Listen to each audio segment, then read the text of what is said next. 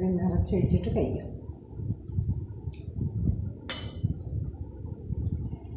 കുസുമല്ലി എങ്ങനെയാണെന്ന് നോക്കാം. കുസുമല്ലി അടിപൊളി, സൂപ്പർ, അടിപൊളി സൂപ്പർ. ഇതേപോലെ നല്ലപോലെ കറി ഒഴിച്ച് ഇതിൻ്റെ മുകളിൽ വെച്ചിട്ട് ഇതേപോലെ എടുക്കുക. കഴിഞ്ഞാൽ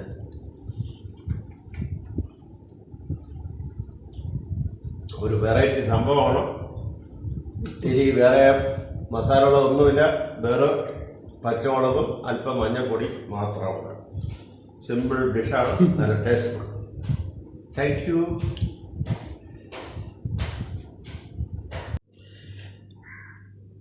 ഇന്ന് നമ്മൾ ഉണ്ടാക്കാൻ പോകുന്നത്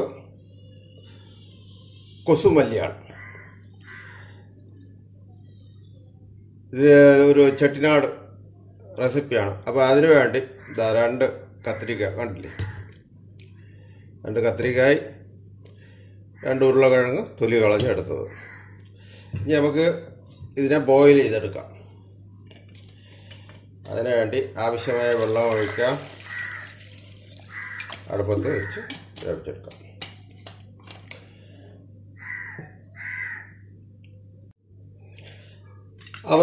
കൊസുമല്ലിക്ക് തേവയാണ് സാമാനം. തമിഴിൽ.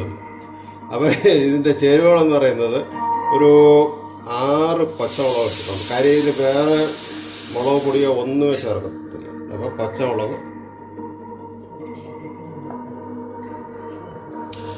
അത് നമ്മുടെ കൊസുമല്ലിക്ക് 6 പച്ചമുളക് എടുത്തിട്ടുണ്ട്.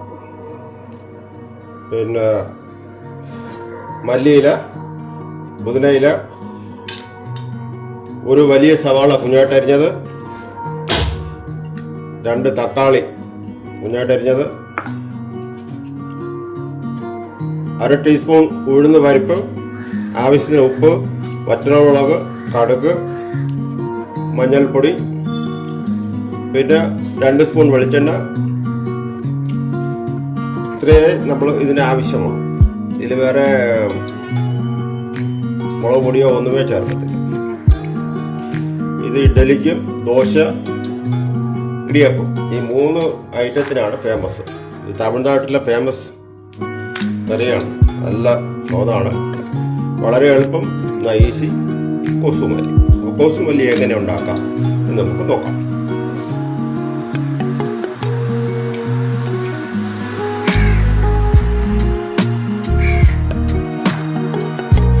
സ്പൂൺ വെളിച്ചിട്ടാണ് എണ്ണ ചൂടായി. നമുക്ക് കടുകിട്ട് കൊടുക്കാം. കടുകൂട്ടി വരട്ടെ.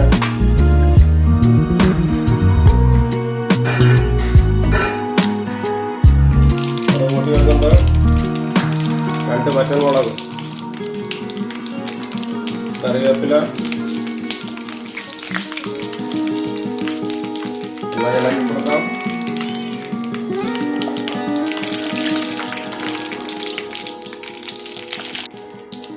ഉഴുന്ന് പരിപ്പ് മൂത്ത് വരട്ടെ.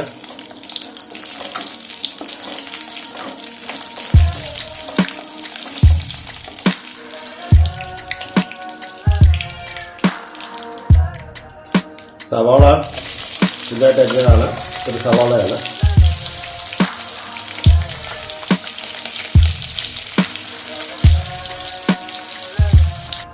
പച്ചമുളക്,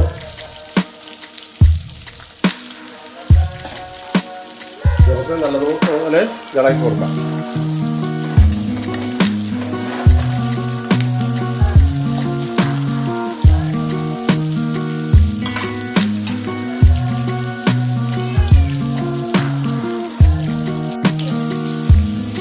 ഇനി നമുക്ക് ആവശ്യത്തിന് ഉപ്പിട്ട് കൊടുക്കാം.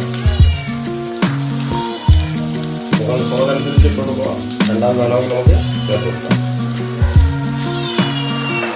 അതേപോലെ മഞ്ഞൾപ്പൊടി 1 നുള്ളു നല്ലപോലെ ഇളക്കി കൊടുക്കാം. ഇത് ചെറുതായിട്ട് ഉള്ളി ഒന്ന് വഴറ്റിയാൽ മതി, ബ്രൗൺ കളറൊന്നും ആവണ്ട.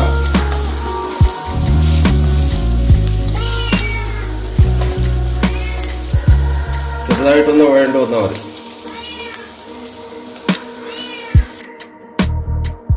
തക്കാളി ഇട്ട് കൊടുക്കാം.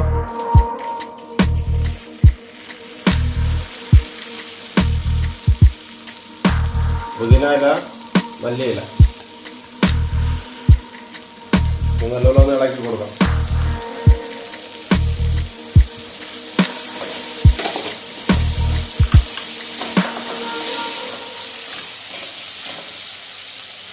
ഒന്ന് അടച്ചു വയ്ക്കാം 5 മിനിറ്റ്.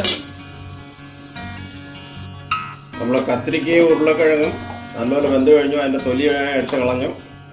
കത്തിരിക്കയുടെ നല്ലപോലെ ഉടച്ച് സ്മാഷ് ചെയ്ത് വെച്ചിരിക്കുകയാണ്. ആവശ്യമുണ്ടെങ്കിൽ ഇത് ബോയിൽ ചെയ്ത കുറച്ച് വെള്ളമുണ്ട്, ഇത് നമുക്ക് ചേർത്ത് കൊടുക്കാം. എക്സ്ട്രാ വേറെ വെള്ളത്തിൻ്റെ കാര്യമില്ല. വേണമെങ്കിൽ ഇത് ചേർത്ത് കൊടുക്കാം.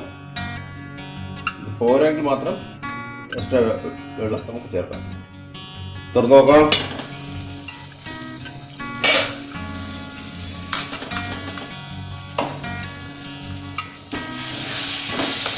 തക്കാളി എല്ലാം നല്ല വെന്ത് ഉടഞ്ഞു കഴിഞ്ഞു.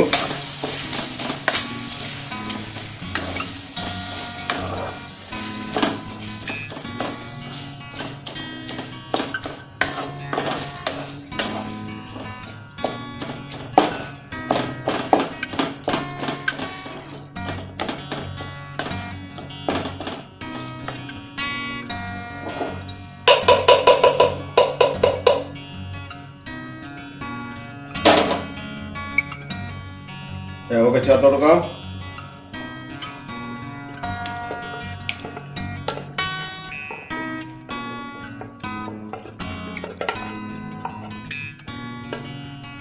നന്നായി ഇളക്കി കൊടുക്കാം. ബോയിൽ ചെയ്തപ്പോൾ ഉള്ള വെള്ളം അതുകൊണ്ട് ചേർത്ത് കൊടുക്കാം. അപ്പോൾ അതിന് നല്ല സ്വാദായിരിക്കും. ഫ്ലെയിം വന്നിട്ട് ലോ ഫ്ലെയിമിൽ വയ്ക്കാവും. എന്നിട്ടൊന്ന് തിളപ്പിച്ചെടുത്താൽ മതി.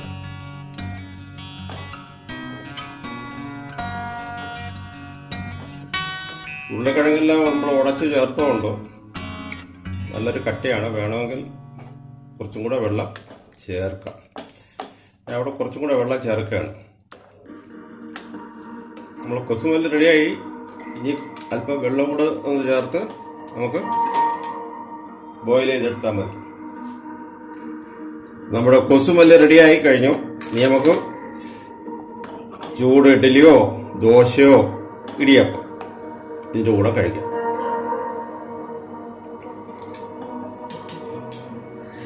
നിങ്ങളും വീട്ടിൽ ഉണ്ടാക്കി നോക്കുക. വളരെ ഈസിയാണ്, എന്നാൽ നല്ല ടേസ്റ്റ്ഫുൾ ആയ ഐറ്റമാണ്. ഇതാണ് നമ്മളെ ചെട്ടിനാട് ബ്രിഞ്ചൽ കൊസുമല്ലി കറി.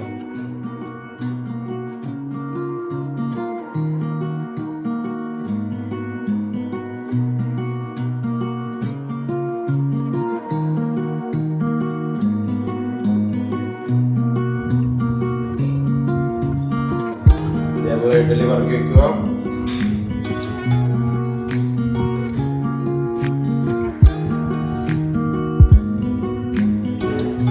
അതിൻ്റെ മുകളിൽ കൂടി നമ്മുടെ കൊസുമല്ലി ഇങ്ങനെ ഒഴിക്കും.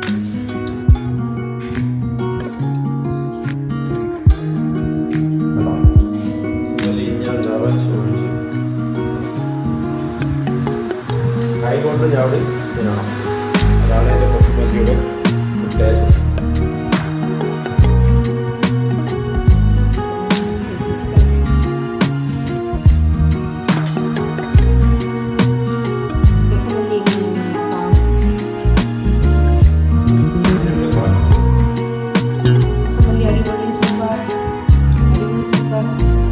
ഇതേപോലെ നല്ലപോലെ കറി ഒഴിച്ച് ഇതിൻ്റെ മുകളിൽ ഒഴിച്ച് ഇതേപോലെ എടുക്കുക.